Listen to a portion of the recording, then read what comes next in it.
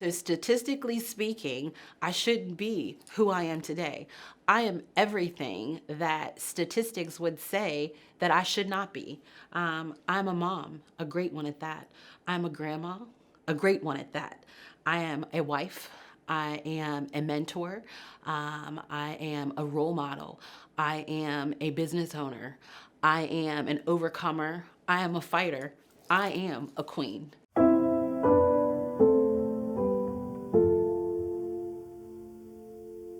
Her life is a testimony, because, growing up, she's been through a lot, from being a child and like her eye issues, that she had, growing up as a child, overcoming that. Everybody will notice that I'm kind of signaturely known for my lazy eye. I can remember being a young girl and I can remember being out and I was bullied. Everybody wanted to, you are one-eyed Willie and you're this and you're that, making me kind of feel less than. So the funny thing is, I tell my husband this all the time. There's always been an obstacle with her, and I think that someone younger or older seeing the obstacles that she has overcame in her life will make them think, wow, she went through this and she came out on top. I can do it too. My dad, he knew that I felt that way about myself because kids made fun of me, and he always was the one that was, hey, princess, and you're beautiful, and he always kind of, and I was very young, but I do remember those things, and so I remember we lived on Prospect Street in Hagerstown, and I remember I was carrying around this baby doll, and my mom, she told me that my father had passed away, and I don't remember exactly what her words were, and I've always been pretty headstrong, and so I remember saying, no, my daddy just bought me this baby doll, he's fine. My hard-headed self didn't believe her. She hands me a newspaper, and she says, Daphney, read it. So at 7 years old, I could read for understanding, and that's how I came to know that the man that made me feel a little bit more secure about myself, he was gone. When I was 7, my dad was murdered. So, fast forward past 7 years old, I'm trudging on through life. I'm being hard-headed Daphney, badass Daphney, as some people will call me. And so 12 years old, my mom, she sends me to a nursing home to volunteer. She wanted you to be active in your community because that's just who she was. And so I didn't like it. I go there and I'm volunteering. And so I was molested there. My behavior kind of took a turn for the worse at that point. I got a little bit more, I didn't want to go back. My mom made me go back, but in hindsight, right, now I understand. She didn't know, right? Had she known, she wouldn't have made me go back. And so at some point I just said, to heck with it, I ain't going. Fast forward, I become 14 years old now. I'm this rebellious teenager. I go to South Hagerstown High School. Fighting, right? I get kicked out of school for fighting, wouldn't you know? So I had special permission to go to South High. We lived in the North Hagerstown side, and so my special permission was revoked. And so my mom worked at the community college, and she had to take me to my first day of school at North High, and I'm mad at the world, right? It's my fault, but I'm mad at everybody else because they did it, not me. She drops me off, and I remember thinking to myself, oh, I hate you, I really should have hated myself, right? I did it. I get home from school, I rush home from school that day. Day wasn't as bad as I thought it was gonna be, so I'm excited to talk about it. I get to my house, my granddaddy opens the door, and I'm like, Granddaddy, what are you doing here? Granddaddy's never here when I get out of school. And I think my aunt, and they said, well, we have to tell you something. And I said, well, what is it that you have to tell me? Well, your mother was in a car accident this morning, and we don't know what's gonna happen. So she's broken her legs, her arms, her jaws are broken. And so in that moment, I remember walking into the ICU and I saw my Aunt Tony, and they're looking at me like, you shouldn't be here. And I just kind of shook my head like, no, because for fear that they were not going to let me see her. So they did let me go in, and it was difficult. It was very difficult. She didn't look like herself. She looked a little different, and she opened her eyes up, and my Aunt Tony says, do you know who that is? And she nods. And so she signed her hands, I love you. And that was it. I broke at that point, and they kind of walked me out of there, and a couple of days later she was gone. So that's it, right? That's all you know and you love. And so it was kind of difficult on my sisters and I guess like growing up, after our mom passed, I, I became more dependent on them, I guess. And so that being said, like they were my parents growing up, Nadine and Daphney. So it was like that was who God gave me as my parents. So what they did, it was something and it became our norm, but like I look back, it's not normal. It wasn't normal. I mean, we had a lot of love for each other, but we didn't really have structure or anything like that. So I had met this gentleman before my mom died, 17-year-old guy, handsome guy, right? I thought he was the love of my life. So we got engaged in some things that a 14-year-old probably shouldn't have been engaged in, but a month after my mom passes away, I find out I'm pregnant. Probably about 6 or 7 months, there was a day where I didn't go to visit him. And lo and behold, this man would become someone else. He was disappointed and he was upset that I didn't come see him the day before. So he takes that baseball bat and he cracks me across my legs. He doesn't hit me in this area because I guess that's his way of not hurting the baby.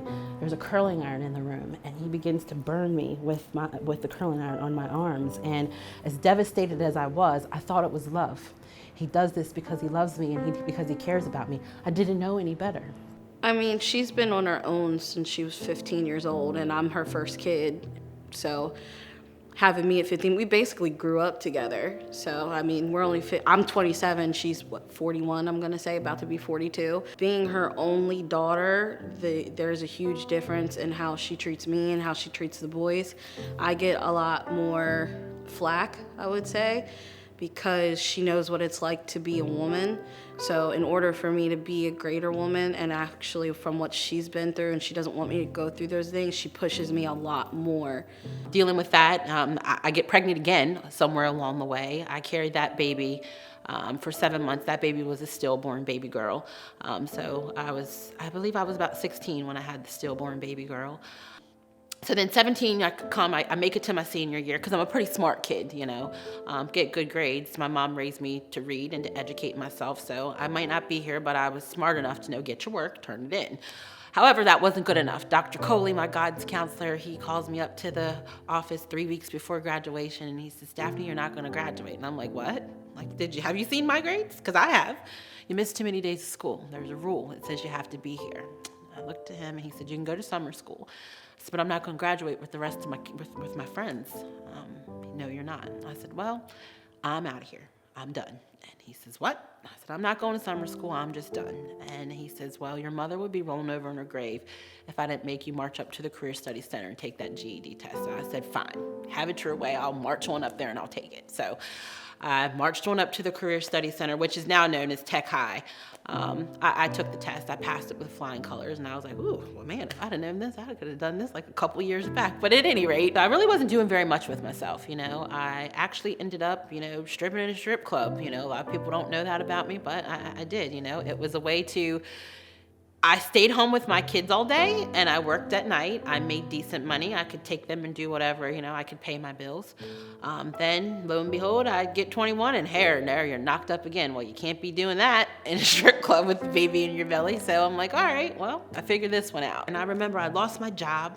I didn't have very much of a car at this point. I've got these 2 babies. I've got a 7-year-old and a 3.5, 4-year-old sitting there looking me in my face and I can see it. We're standing in that kitchen of this small apartment. There's bugs crawling around and I'm thinking, what the hell? They're hungry.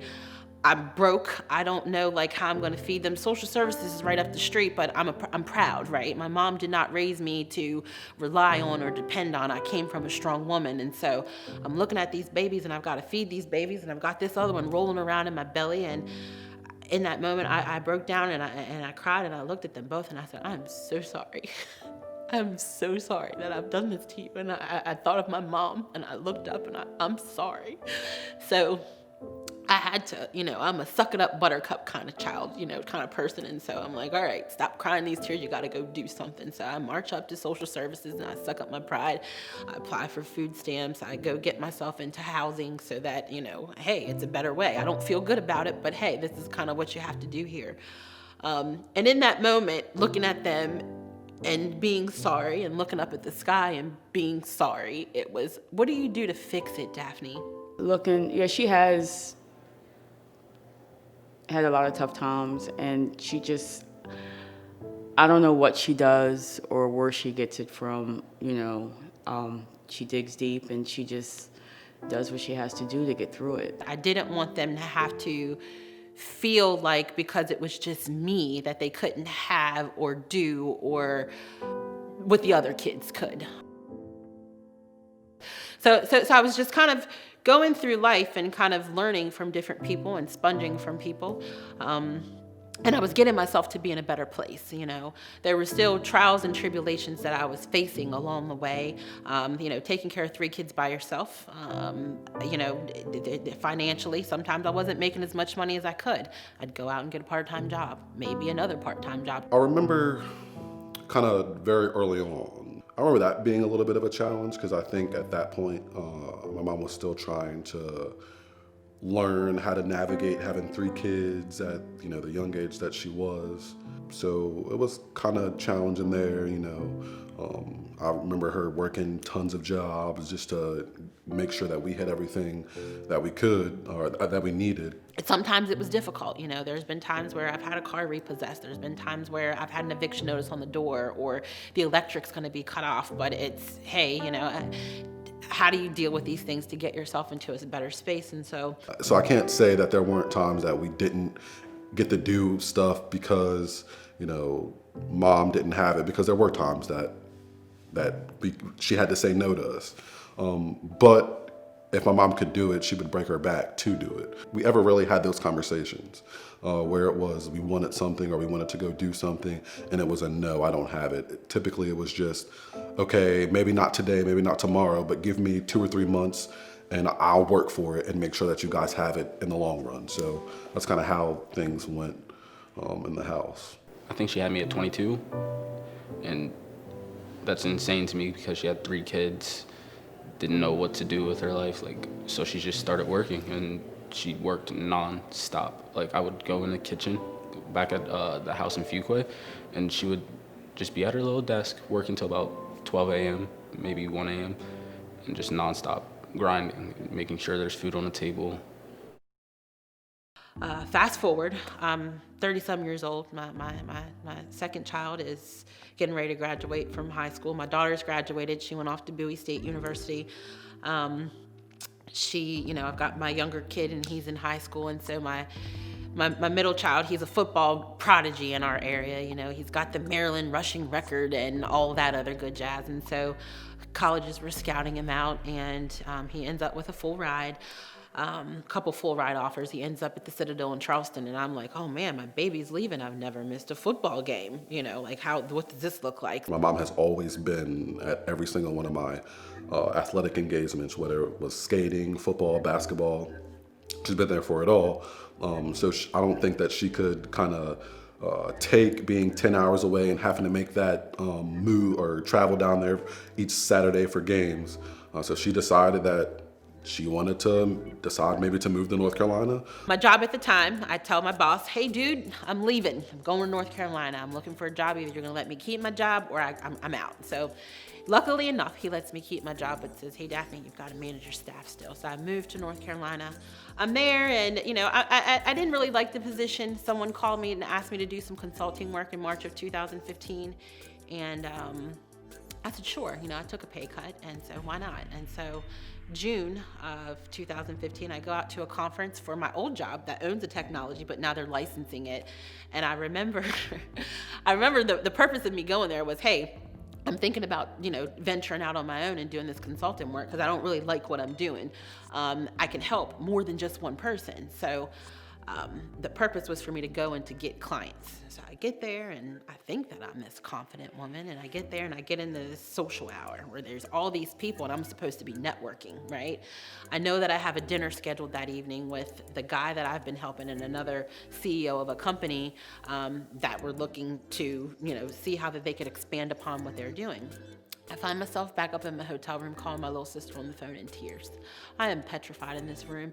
I'm looking around this room and thinking, what the heck are you doing here, Daphney? Like, you are way above your head with this. And so I can't. I call her. I'm like, I just can't do it. I didn't have any doubts in my mind of that she could do it. You know, she's always been determined and always done what she needed to do. And I've always pictured her as the strong woman that she is. So that's the first time I've gotten where she had fear. So I was like, what's going on? You know, this is not you. And I was like, you can do this. And she says, Daph, what do you mean you can't do it? Are you yelling at me? Get yourself together and you get back down there and you go be the boss that you are. Oh, okay. So I go and I wipe my tears, and so I'm like, all right, let me get ready for my dinner. So we go to dinner. We go to sushi, and so we're at this table, and it's the CEO of this company and the CEO of this company, and they put me right at the head, and they have their staff members kind of, you know, sprawled throughout the table. So I hate sushi, and so I'm like, man, I've got to fit in, right? So I've got to figure out how to work these chopsticks and then eat the stuff that I can't stand, swallow it whole, and don't choke on the wasabi.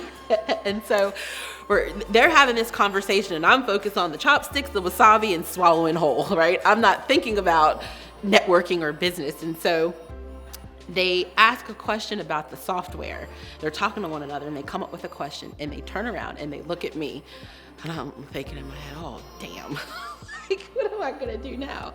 My chopsticks down, and I gather myself, and could you repeat the question? You know, they repeat the question, and it was almost like, you know, that like, oh, you know. I began to answer the question, and before I know it, everybody at the table was looking up at me, and I'm sitting at the head of this table. And in that moment right there, I was like, okay, you can do this, kid, right? They're captivated, they're listening to you, they're engaged, like they think you know what you're talking about. Well, apparently you do, you know? So at any rate, it made me feel good. I come back to North Carolina, I quit my job. I was kind of broke. I had the laptop and $3,000, and so I was like, I'm going to the beach. I took my younger son, and the most irresponsible thing I've done. I probably should have just saved my little $3,000, but the grace of God, he's good, right? So at any rate, we go to the beach for a week. I set up in my kitchen August 1st, 2015. And then meanwhile, I'm in my lunch break. You know, I gave my job good notice. I'm in the car on my lunch break calling other brokers to say, hey, do you have a need for what I'm doing? You know, you're using this software, da-da-da-da-da. So I get myself, you know, I walk out of that meeting with a second client. I get myself a third client, and I set up in my kitchen. I'm like, okay, I've got this. I can, you know, make enough money to take care of me and my kid.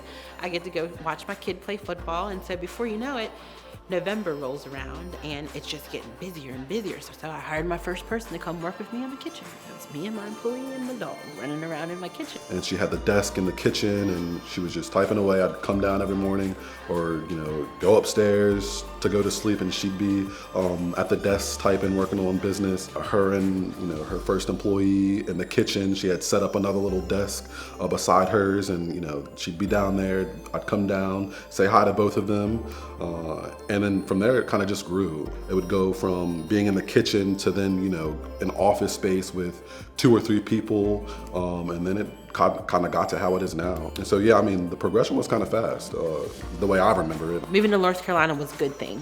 It was a very good thing. I met my wonderful husband here. I never thought that I was the marrying kind. Daphney is amazing. She's the first person I ever met in my life that really and honestly and truly wants to save the world. Her dreams and ambitions is for everybody to be successful, happy, and content with life, and you know, understanding that with doing that, going through trials and tribulations, never let anything stop you from reaching your goals or your dreams, and always strive to be the better you, and always strive for success. So as a boss, she's really, she has a very good open door policy. You're able to come to her just basically about everything. I'm not good at speaking in front of crowds. It's definitely not my strong suit. And I remember there's one thing that she told me that's always stuck with me. I remember her telling me, she's like, you've done it, own it. She's like, you can do it, own it. Like, you know, there's some days she'll come into the office and me and some of the girls will be talking and trying to give that mom advice to them, but whenever it's time to get stuff done, we know, okay, this is what we have to do. I've never worked for a boss that I don't think is quite as motivated or quite as determined as she is. From when I first met Daphney, it was just Daphney. You know, now I walk in here today and it looks like 15 people out there. It blows my mind, really. Interviewing with Daphney was the reason that I decided that this was the job that I wanted. She sees someone and immediately has a plan for them, and that's really exciting to be able to share with other people and to be part of. I've worked for her for almost 2 years now, so it's Daphney, and then outside of work, it's Mom. Daphney's always been dedicated and hardworking to her 3 children. She's very hands-on, very personal. When she comes in this office, she makes sure she makes a round to everyone to say good morning. She does not micromanage us. She gives us our work to do. We know what we need to do, and I love that about her. We have a lot in common because I've really, the decisions that I make for my clients are based on the client's needs, not from a financial gain. She literally came to me and said, hey, I want to train your people on how to do this. It's going to cut your costs. It's the right thing to do. And this is the way I think we can both grow. And it did, and it has helped us. And 4 years later, our company has grown over 300%. She's always made a way just to do whatever to make sure that they didn't have to go without. I've watched her grow from being this 22, 24-year-old young mom to this 41, 42-year-old entrepreneur doing what she loves to do and then actually living the life that she's always wanted to live. Who would have thought just because she loved Rocky movies, she would all of a sudden want to go box in a match, and then just like, if you lose, we have problems. Like, you just can't lose. It's just not allowed. The thing about boxing is, it's an individual sport. You have to put in the work. That's your baby. It's like my wife being a small business owner. She has to put in the work. She has to make sure everything is done the right way all the time. No one else is gonna help you with that.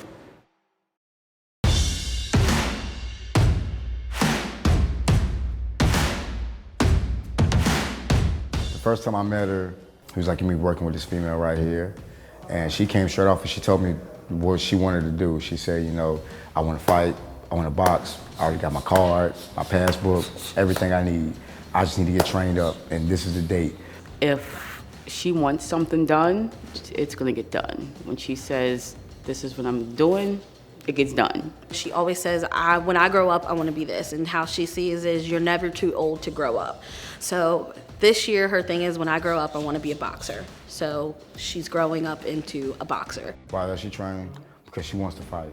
And this is something that she said she's wanted to do for a while, and she had a passion for it, and she just wanted to be able to actually get out here and do it. You know, life's full of challenges. You know, people are challenged every day. Once you're in that ring, it's not a game. So I'm very hard on my students. But Daphney's harder on herself than I am on her. It's really crazy. She's such a perfectionist. And it motivates the hell out of me, and it should motivate the hell out of anybody else, because anybody else is stopping themselves saying, I'm too old, or I'm too this, or I'm too fat, skinny, broke, poor. People come up with all types of excuses, you know what I'm saying? And she ain't made none.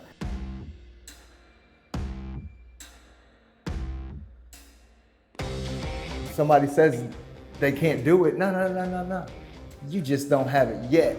Anything that you truly want or is truly worth having, you ain't about to rush through that. And that's why I love boxing, because it's about, you only gonna get how much you put in. And so if you don't put the work in, you ain't gonna get nothing out of it.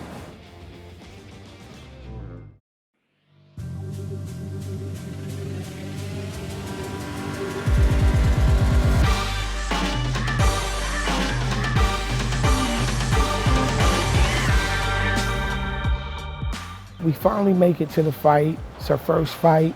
Nerves are wrecking. You feel like, you're on ice, you're on eggshells. You kind of feel like you don't know the emotions and the feelings, and you know that you're gonna be the coach in the corner, and your wife is the one fighting the fight. Of course she was nervous. She's probably a little scared. But that's normal. We all get butterflies. Those feelings of emotion runs in all of us. But it's what you do with those feelings and emotions. We go into the fight. She put up a good fight. Fights hard, fights very strong. We're all happy. I mean, we're all excited. You know, I'm jumping around. She's jumping around, and it's like, wow, we did it. And we win the fight.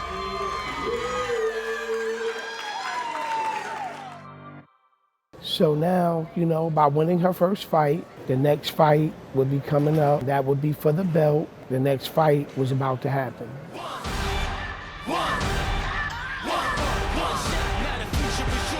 It's the second fight.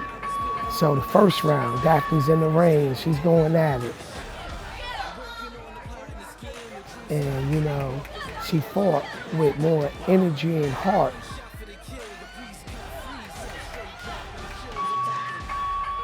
So she comes back to the corner and she said, I'm tired, I can't breathe. And, you know, she's telling me like that. I said, no, we didn't come here for that. It's your time, it's your time right now. Work hard, do your best. The whole purpose of the fight is bigger than just boxing. And she goes back out there. You know, it's a lot of life lessons that can be learned or taken away from just being in the ring. When you in there and you working and you got somebody punching at you, and you know you're trying to collect yourself and think, you got to be able to think up under that pressure. You got to be able to think up under fire. Boom, after that round is over, second round is done, she comes back to the corner. She says she don't know if she can go anymore. She pushes herself to do more and keeps pushing herself to be greater.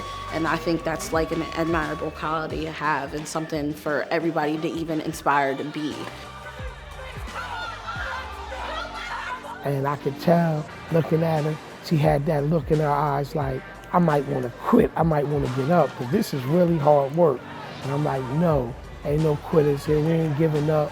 Boxing, you're not gonna get all the time. When we put her through to the true test, that's when you'll really know if you have broken somebody. You know, you got that fighter spirit. You need to keep going, let's go, let's go. And she got out there and she did her best. Each and every round, she fought her heart out. That's what we came here to do. The goal was to finish the fight. Ladies and gentlemen, the winner by split decision, give it up, boxing out of the ring.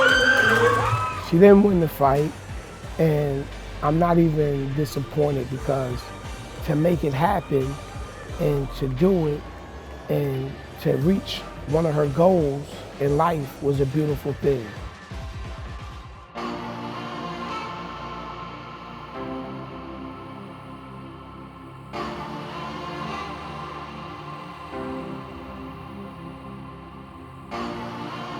Jab, uppercut, jab, uppercut, you know.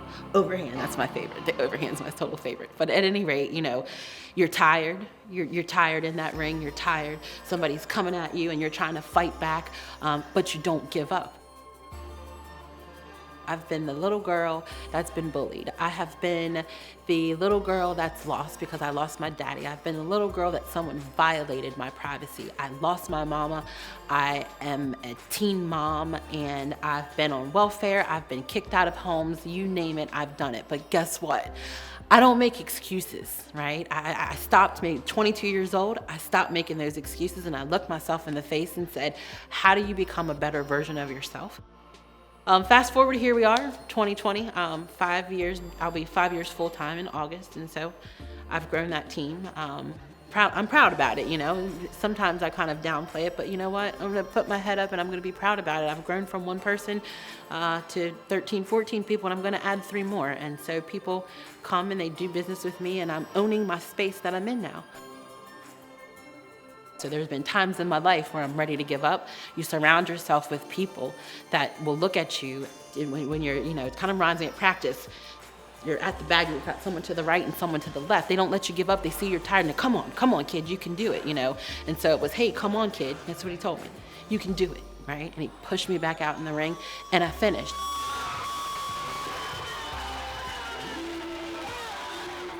And so now my calling in life leads into the nonprofit. I'm going to go back and I'm going to give to every single one of those women in that space. And even the space that I'm in now. Being a business owner is not easy. It's not easy at all. I'm back to being alone sometimes because some people just don't understand. People look and they say, hey, you grew this thing in 4.5 years so quickly. You weren't there year 2 when I didn't know. I had maybe 6 or 7 employees. There were days where I didn't know how I was paying them or how I was paying me, right? So I'm like, we'll pay them, worry about you later. There's a trial and a tribulation throughout all of it. And so sometimes you don't always finish in a win. Sometimes you finish in a lose, or maybe it's even a draw, right? But the draws and the losses are the things that are designed to help you prepare you for the wins. You go back, you evaluate them, and prepare yourself to be a winner.